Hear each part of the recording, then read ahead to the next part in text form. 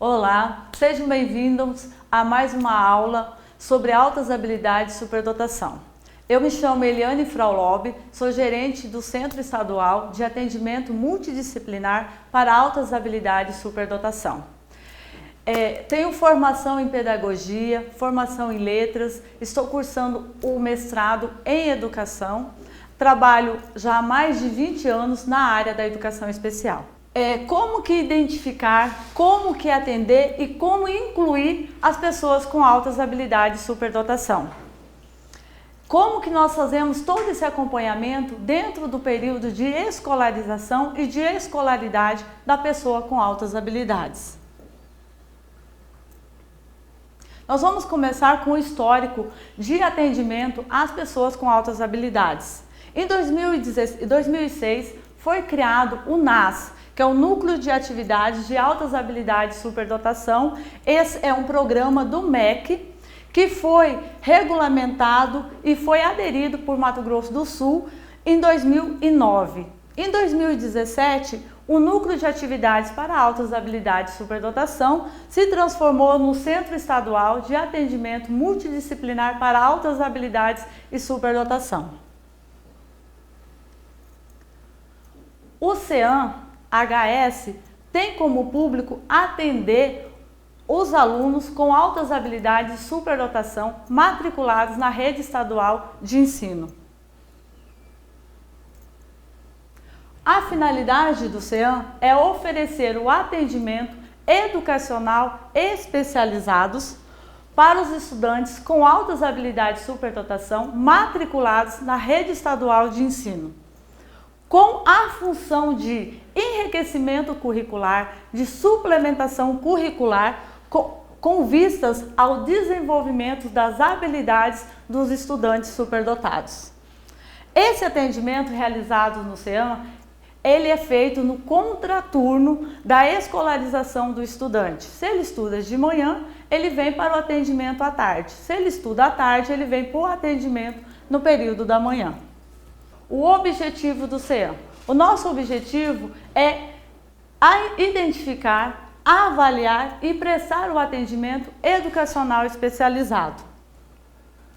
Prover a formação continuada dos professores da rede estadual, oferecer orientação, acompanhamento às famílias e também à comunidade escolar. Temos também o objetivo de implantar e implementar políticas públicas com as instituições privadas e com as instituições comunitárias de forma a ampliar as condições de apoio às pessoas com altas habilidades e superdotação. Nas questões referentes às instituições, nós temos parcerias esse ano com a instituição, a Universidade UCDB, e também com a instituição Anhanguera, onde os alunos recebem atendimento através de iniciação científica. O CEAM, ele é dividido em 3 unidades para melhor atender a pessoa com altas habilidades. Dentro dessas 3 unidades, nós destacamos o estudante, aonde os técnicos fazem avaliação, identificação, acompanhamento dentro do ensino comum, encaminhamentos para o atendimento educacional especializado, e nós temos também o grupo de estudante, onde os psicólogos trabalham com os mesmos. Nós temos também o núcleo dos professores, onde nós fazemos a formação continuada e orientações pedagógicas quanto ao trabalho realizado com as pessoas com altas habilidades e superdotação. A família também é assistida pelo centro, onde nós fazemos orientação familiar e temos um grupo de família onde os pais recebem orientação, acompanhamento, esclarecimento sobre altas habilidades e encaminhamentos de como lidar, como assistir o seu filho com altas habilidades.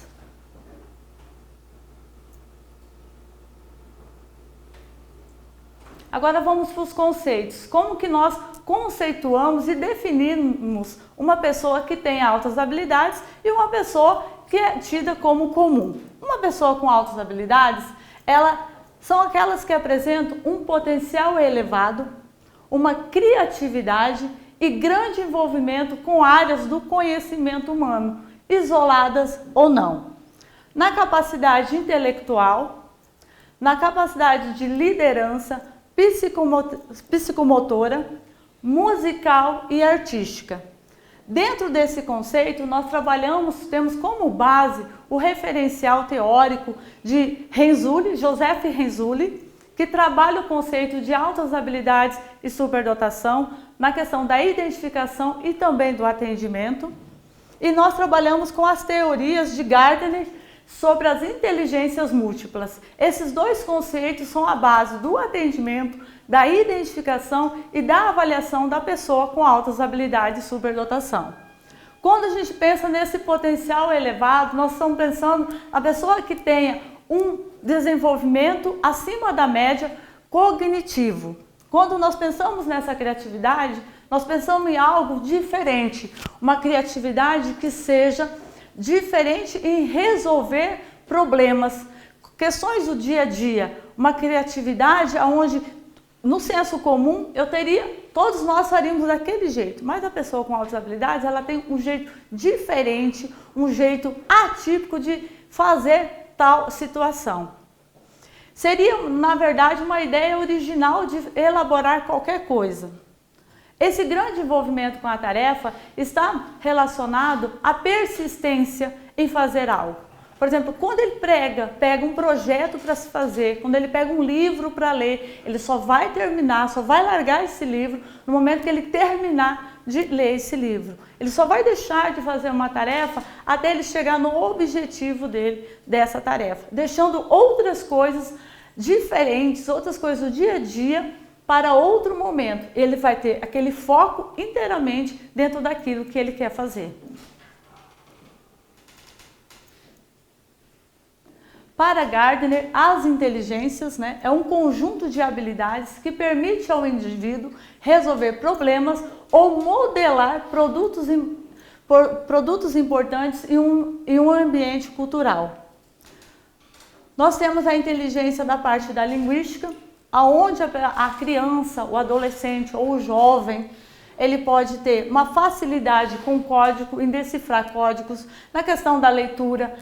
Ele lê muito, ele escreve muito, ele lê histórias, ele fala mais de uma língua fluentemente, e isso ele aprendeu de forma espontânea pela internet, ou lendo livros, ou se aplicando em outros softwares que falam sobre aprender, que tem muitos na internet, aprender inglês. Ele aprende de uma forma fluente, sem nenhuma intervenção, sem nenhum professor, dentro de uma aula estruturada, ele vai sozinho e ele adquire essa capacidade.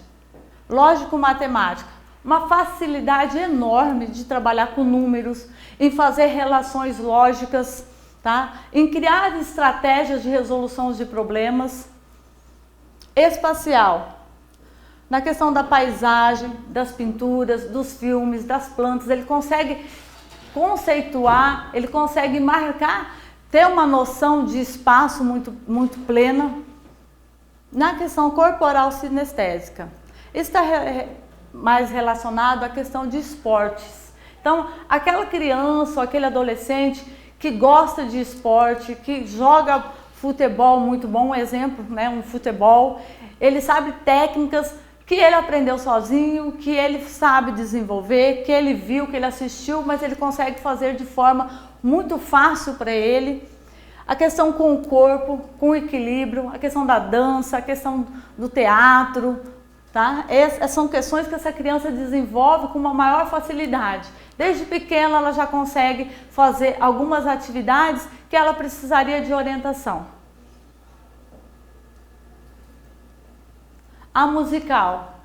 Você vê crianças que conseguem ter um ouvido absoluto, conseguem ouvir uma música uma única vez e reproduzir aquela música, reproduzir aquele canto, consegue ter boa memória musical, consegue cantar e fazer todas aquelas as anuências vocais sem ter nenhum direcionamento e sem entender por que faz aquilo, mas com o seu ouvido ela consegue perceber a forma como ela canta e as notas musicais. Mesmo não conseguindo ler uma partitura, ela consegue tocar uma música só de ouvi-la uma vez. Ela senta e vai tocar. Por exemplo, ouvir uma música de piano. Ela vai chegar no piano e vai conseguir tocar sem conhecer as notas musicais. Interpessoal. Essa interpessoal é aquela criança que ela já consegue sentir o outro, ter essa resiliência, né? Ela consegue ser um conselheiro, ela consegue ser líder de grupo, consegue ser líder lá dentro da sala de aula, consegue ser líder lá dentro da escola, consegue até ser líder dentro da própria família. Já é uma questão que ela consegue perceber o outro, ela consegue perceber as situações de contentamento, de desconforto e consegue fazer que isso se transforme em harmonia, onde ela possa fazer envolvimento com esses conflitos, resolver isso. A intrapessoal é aquele que consegue voltar-se para si, fazer releitura de si. Quem sou eu? Como que eu sou? Como que eu me sinto? Se percebe em todo momento quais são as situações, quais são os seus sentimentos e deixar isso muito claro. Ela consegue fazer uma reflexão sobre ela consegue meditar sozinho sobre algo que aconteceu durante a semana ou durante o seu dia, durante a escola, chegar em casa e entender por que ocorreu aquilo, por que está acontecendo tal fato. Então ela consegue fazer essa resiliência e consegue sozinha interpretar seus sentimentos e interpretar os sentimentos do outro. Quando ela consegue fazer essas duas interpretações, a interpessoal e a intrapessoal, é porque ela tem uma característica de liderança. Naturalista. São aqueles que gostam da natureza, gostam dos animais, preservam o meio ambiente. Preserva tanto o meio ambiente que elas não gostam de andar de carro, preferem andar de bicicleta. Tá? Então ela não vai tomar nada que seja produto industrializado ou de alimentação, ou seja, de bebida. Ela vai preferir tudo que é da natureza. Então tem uma relação muito forte com a natureza, em cuidar da natureza, em preservar a natureza e até mesmo seu modo de vida, de convivência com a natureza e no meio da comunidade é preservando. Então ela vai fazer até as roupas, até os sapatos. Então ela vai ter esse contato direto de sentir a natureza. A existencial ou espiritual ainda é uma das inteligências que estão em estudo, tá? São uma das inteligências que estão agora vindas no século XXI, né, que vem com grande força, mas ainda a gente está estudando, então ainda não tem uma definição muito clara para eu estar passando para vocês, mas é uma das inteligências que nós estamos ainda em aprimoramento e estudos. Agora nós vamos por modelos dos 3 anéis de superdotação e altas habilidades prevista por Renzulli. Então Renzulli, como eu disse anteriormente, ele é a base do nosso atendimento, a base de como nós fazemos a avaliação e a identificação das pessoas com altas habilidades. Renzulli ele criou o modelo dos 3 anéis, onde ele consegue colocar bem claro para nós o que significa ser uma pessoa com altas habilidades. Então ele coloca aqui uma criatividade, como eu tinha colocado.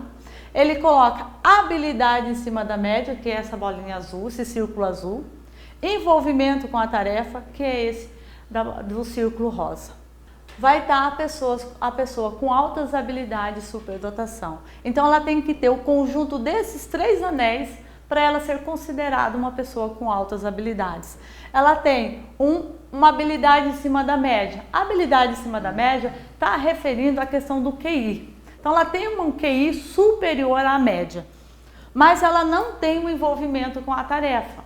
Então vai faltar um dos 3 anéis, não vai ser considerada uma pessoa com altas habilidades. Ela precisa ter essa habilidade cognitiva acima da média, ela tem que ter esse envolvimento com essa tarefa, em algo que ela se propõe a fazer, ela vai até o final, algo que é do seu interesse específico. E a sua criatividade, o modo de como lidar com isso, como dar resposta com isso, são muito originais, ideias que não são do senso comum. E os indicadores de altas habilidades. Então, como que eu posso, dentro da sala de aula, como que eu posso, dentro de um contexto de escola, e até mesmo no contexto de família, de comunidade, quais são os indicativos que eu posso identificar ou levantar para ver se essa pessoa tem altas habilidades ou não. A pessoa com altas habilidades, ela aprende muito rápido, sem necessidade de repetições. Você inicia, você está dentro de uma sala de aula, começa a dar uma aula, você começa a falar sobre os animais, sobre os anfíbios. A hora que você falou, terminou o seu conteúdo, o aluno, ele já aprendeu, ele não vai precisar daquelas atividades repetitivas de fixação, porque ele, no primeiro momento que você passou isso para ele, ele já consegue entender, já consegue buscar outras formas, outros conceitos, buscar outras definições sozinho. Ele possui grande curiosidade. Então, tudo que você trouxer de novo, ele sempre vai ter uma pergunta. Mas por quê? Mas por quê? De que forma? Por que é assim? Então, ele sempre vai fazer com que o professor busque formas para responder aquilo. Você tem um objetivo, mas você chegou dentro da sala de aula, ele vai querer ir além daqueles objetivos. Sempre com perguntas muito direcionadas, as perguntas muito de curiosidades mesmo, que vai levantar as questões sobre o que você está trabalhando ou questões que são elencadas a partir desse estudo. Tem um vocabulário contextualizado e muito avançado para a idade. Então você está lá com uma criança de 8 anos que tem um vocabulário, uma linguagem diferenciada, está próxima lá de uma criança de 12, 13 anos. A presença senso crítico fundamentado. Então ela é sempre muito crítica, mas a criticidade dela sempre vai estar respaldada dentro de um conceito onde ela já estudou ou de conceito que ela já elaborou. Faz perguntas que demonstram seu alto grau de compreensão do conteúdo. Tem interesse em projetos e atividades extracurriculares. Então, todos os projetos que o professor dispuser, ou a escola, a instituição, esse aluno vai participar. E se tiver mais projetos fora da escola, extraescolares, ele vai participar, ele vai ter interesse, ele vai buscar cada vez mais o conhecimento. E um estudante assim, ele sempre tem destaque, ele sempre é premiado em eventos. Nós podemos citar aqui a FETEC, a Feira de Tecnologias e Ciência, Olimpíada Brasileira de Robótica, Olimpíada de Língua Portuguesa, participa de redações, de show de talentos musicais, concurso de desenhos. E esse aluno sempre está sendo premiado, sempre está se destacando. Dentro da escola tem um teatro, ele está participando, ele se destaca. Dentro da escola tem alguma premiação, algum concurso, ele vai estar participando, vai estar sendo premiado. Busca estratégias diferenciadas para resoluções de problemas difíceis ou complexos. Aí está a criatividade. O estudante relata utilizar suas horas vagas para pesquisas independente de seus interesses. Então, se uma criança de 8 anos, ou de 6 anos tem mais interesse de ler, de assistir um programas de televisão, de ficar jogando, de sair brincar no parque, essa criança de 8, de 6 anos, ela vai ter interesses mais específicos, ela vai gostar de astronomia, vai gostar de astrologia, vai gostar de estudar ciência, vai gostar de estudar física, vai ler livros que não são da idade dela, que são livros mais científicos. Então ela vai buscar um interesse que é atípico relacionado à sua idade cronológica. Demonstra grande persistência e intensa concentração nas atividades de seu interesse. Então quando ela tem uma atividade que é do seu interesse específico, por exemplo, uma criança que gosta muito de estudar insetos, então ela vai ficar naquela tarefa, ela vai ficar naquela atividade e ela vai buscar cada vez mais informação até saciar toda a sua curiosidade e obter o conhecimento que ela deseja naquele momento. Sente-se desafiados por ideias novas, sensível às injustiças, tanto pessoais como como sociais. Então, assim, senso crítico de humanidade, de respeito com o outro, de valorização do ser humano. Gosta de defender suas razões e também sempre tem bons argumentos.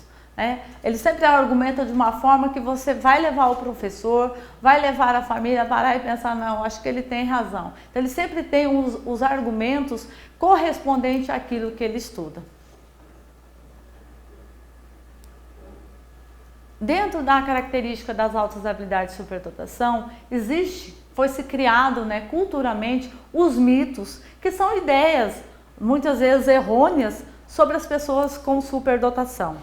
E essas ideias, elas ficam nesse senso comum e nós acabamos, muitas vezes, por reproduzir.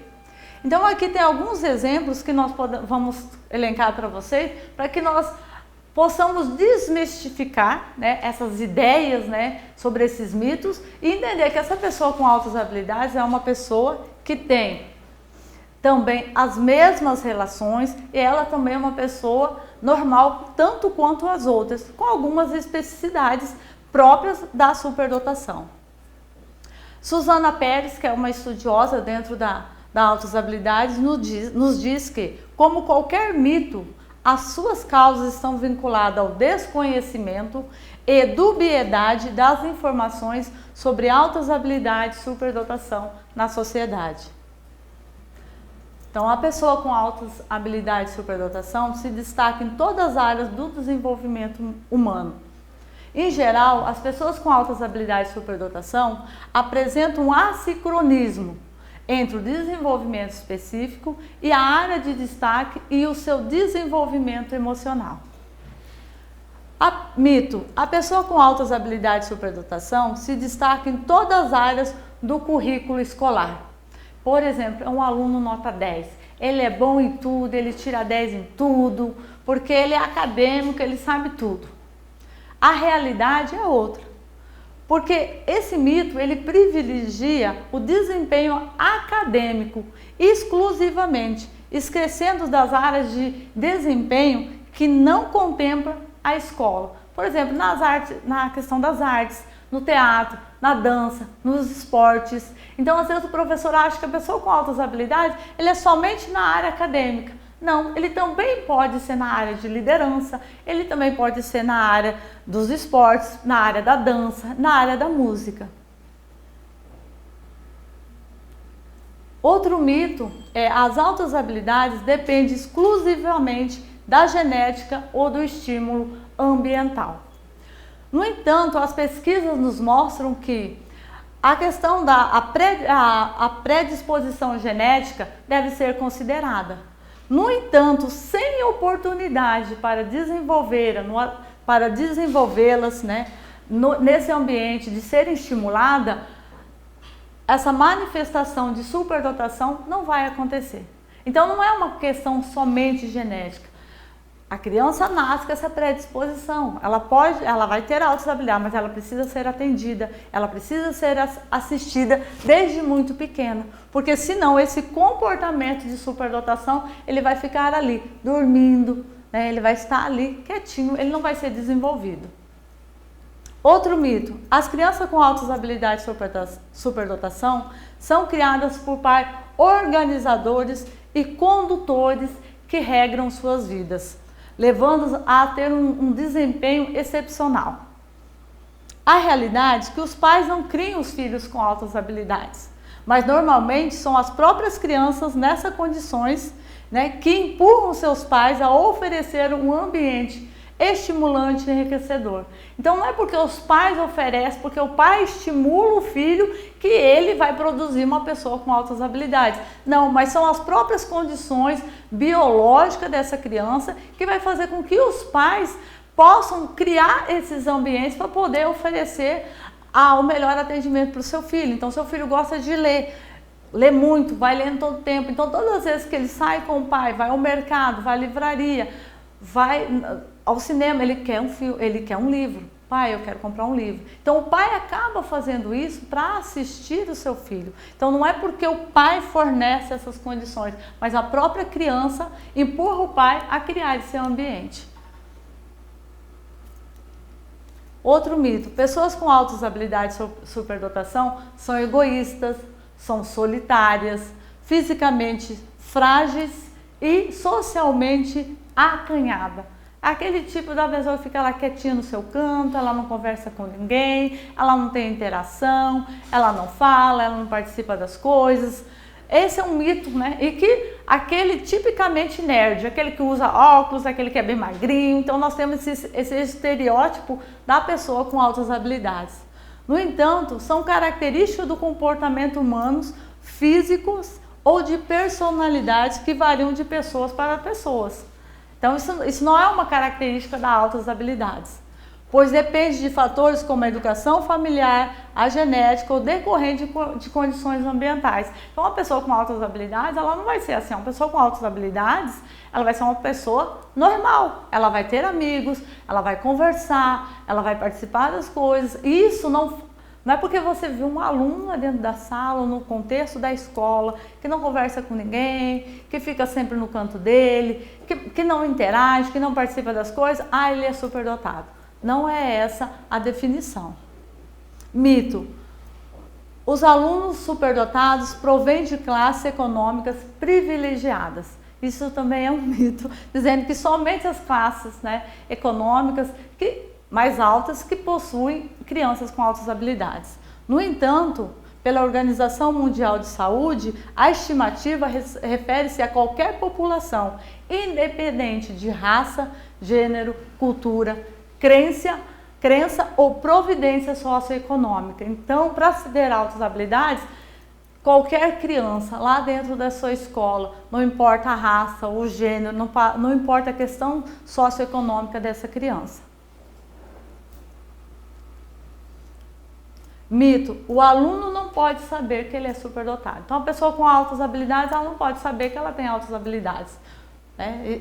Então, isso não pode acontecer, porque quando você não diz para outra pessoa quem é ela, para ela ter essa autoidentificação e se reconhecer como pessoa com altas habilidades, você vai negar o direito de confirmar aquilo que ela já sabe. Fere os direitos humanos e principalmente o compromisso com a verdade, ensinamento básico para qualquer criança. Então, a criança ela precisa saber que aqueles comportamentos, que aquelas posturas, que aquelas condições que ela busca são de uma pessoa com altas habilidades. Esse autorreconhecimento ajuda que ela consiga se entender e o professor possa também atender e acompanhar da forma adequada e a família também. Então, o mito que a pessoa com altas habilidades, ela tem que ter um QI alto. Realidade, as crianças podem ter altas habilidades em música e esportes sem terem aqueles QIs excepcionais. Então, ela não precisa ter um QI que passe dos 150 para ela ter altas habilidades. Ela precisa somente ter um QI superior à média. E quando eu digo superior à média, eu estou me referindo à média, a questão da média nacional, da média que todo mundo tem, da normalidade. Então, aqui está a normalidade, a criança com altas habilidades, ela está superior a essa normalidade.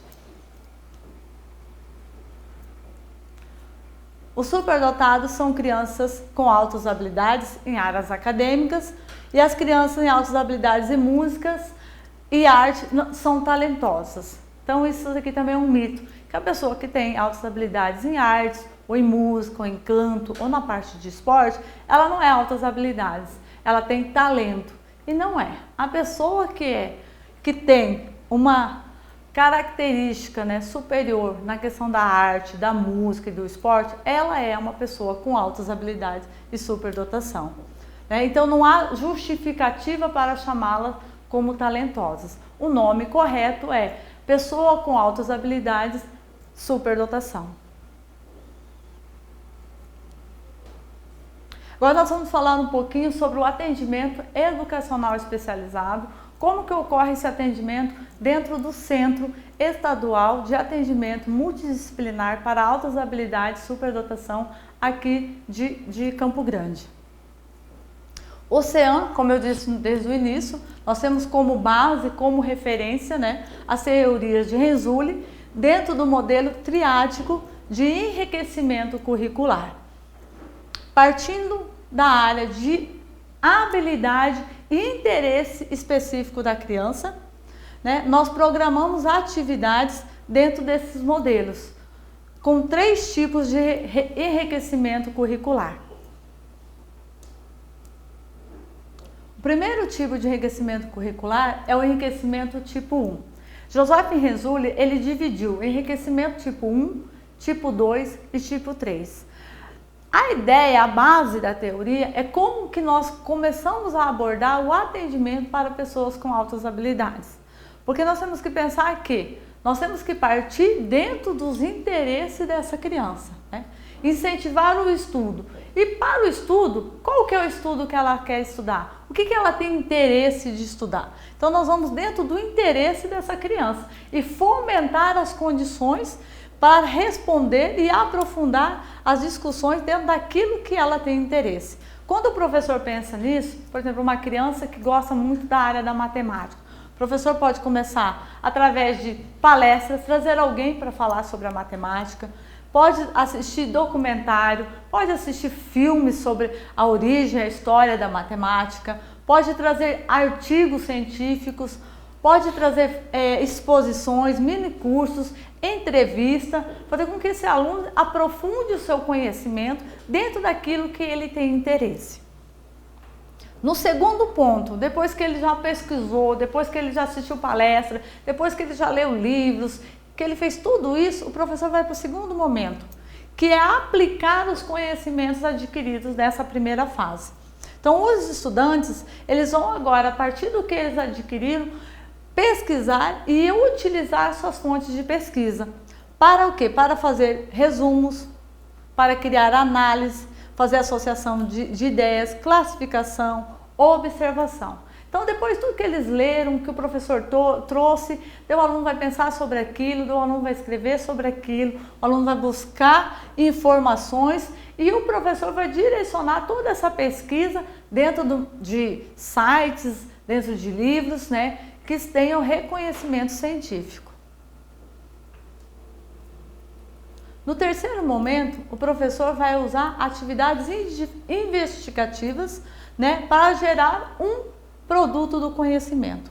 Então, como ele vai fazer? Ele estudou a matemática, ele tem interesse, o professor fomentou isso, trouxe palestras, o professor assistiu vídeos, assistiu filmes, depois o aluno foi pesquisar, foi ver os resumos, foi pensar em como fazer esse trabalho, agora ele vai ter que fazer um produto sobre isso. Então, ele estudou sobre a matemática, ele pode criar um jogo sobre a matemática, tá? No uso da matemática, ele pode produzir um livro, ele pode fazer aqui a escultura seria para artes, mas ele pode fazer uma maquete também dentro da matemática. Então ele vai criar um produto dentro daquilo que ele estudou. Então ele tem uma área de interesse que o professor vai elencar junto com o aluno, vão buscar informações, estudos sobre isso, depois ele vai escrever sobre isso, ele vai pensar de como que ele vai elaborar esse projeto e no final ele vai apresentar um produto sobre aquela pesquisa que ele teve interesse dentro daquela área de conhecimento.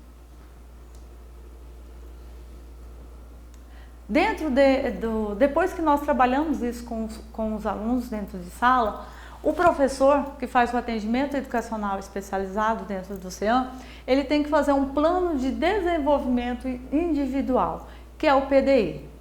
E qual é o objetivo desse plano de desenvolvimento individual? É atender às necessidades de cada aluno. Primeira área, a área de identificação. Altas habilidades de superdotação. Ele tem altas habilidades de superdotação em música, em artes, em esporte, né? Ele é acadêmico, o professor vai descrever aí. Qual que é a inteligência em destaque desse aluno? Dentro da teoria de Gardner, é musical, é lógico-matemática, é interpessoal? Quais são as áreas de interesse? Nós usamos uma lista de interesse que também é baseada, né, todo o nosso trabalho dentro de Joseph Renzulli. Nessa lista de interesse, o aluno vai destacar tudo que ele tem interesse em estudar. Então, ele tem interesse em cosmologia, ele tem interesse em fotografia, ele tem interesse de estudar astronomia, ele tem interesse em estudar os dinossauros. Então, ele vai colocando várias coisas que ele tem interesse em estudar, em aprender. Mapeamento do interesse. Esse mapeamento já está específico à área de conhecimento, de identificação do aluno. Por exemplo, ele é identificado na área de ciência. E dentro da área de ciência, que é macro, né, o que ele tem mais interesse? É trabalhar os animais? Quais tipos de animais? Então é aqui que vai estar delimitado o que o aluno gosta e o que o aluno tem mais interesse específico. Informações adicionais e as informações e observações dentro do campo emocional, afetivo e social, que é relacionado dentro da área da prática educativa. O atendimento educacional especializado dentro do CEAM está dividido em várias áreas. Nós temos atendimento de arte e criação, nós temos atendimento de arte e desenho, nós temos atendimento de música, nós temos atendimento de canto, ciências da natureza, física, matemática, linguagem, que é a parte de linguística, né, que seria a parte dos alunos que são identificados, que gostam de produzir, de escrever poemas, escrever poesias, gostam de escrever livros. A parte de línguas, que são os alunos que são questões de línguas estrangeiras, né? Nós temos, grande maioria fala 3, 4 línguas, né? A questão da filosofia, questão da química, da astronomia, prática pedagógica do xadrez, pedagogia, dança e projeto. Esses são os atendimentos educacionais especializados que nós oferecemos dentro do CEAM para os estudantes com altas habilidades de superdotação. Hoje no CEAM nós temos matriculados 165 estudantes, todos os estudantes da rede estadual de ensino. Nós temos um total geral de atendimento de alunos semanal de 300 alunos e um atendimento semanal de atendimento 420. Então, por semana, nós atendemos 300 alunos. E de atendimento realizado dentro daquelas áreas descritas anteriormente, nós temos 420 atendimentos. Espero ter contribuído com vocês, ter falado um pouco sobre altas habilidades, né? Nós vamos ter as referências aqui no final, vamos ter algumas atividades apresentadas, foi mandado texto para que vocês possam estudar e se aprofundar. E até mais e até logo.